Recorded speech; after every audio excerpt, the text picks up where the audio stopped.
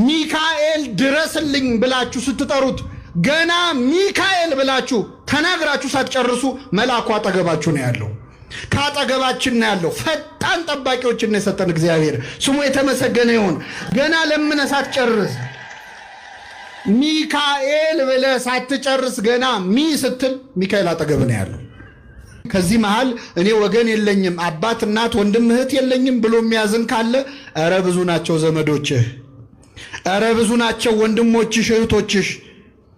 መላእክት ጾታ የሌላቸው እንደ ወንድም እንደ እህት የሚሆኑ እነ ቅዱስ ሚካኤል እነ ቅዱስ ገብርኤልን የመሳሰሉ ተቆጥረው የማያልቁ ዘመዶችን የሰጠን ማን ነው?